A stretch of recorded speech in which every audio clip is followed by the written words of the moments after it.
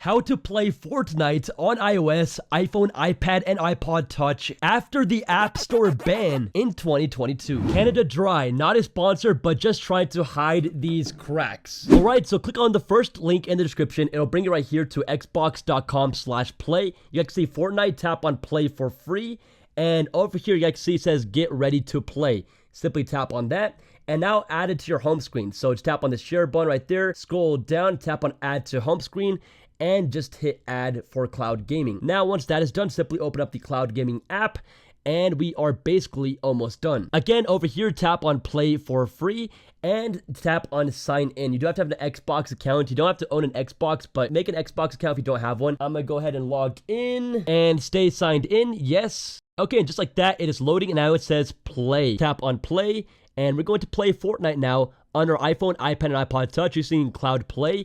And this is completely for free, whether or not you have an Xbox. And now we can just put our phone sideways. It is loading. You can see it does have touch controls, just like it was on iOS. And anyways, it'll bring this up to sign into your account and hit A. It is connecting.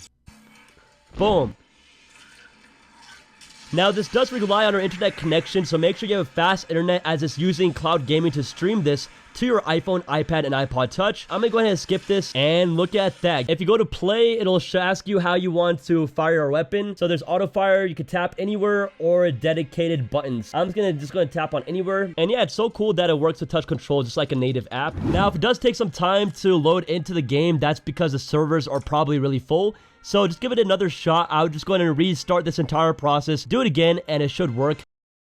Just like that, we have connected, and we can go ahead and play. It works really well, you guys can see. Thank you for watching, and if you do want to know how to get an iOS 14 Dragon Ball Z theme on your iPhone, iPad, and iPod Touch, click this video right here.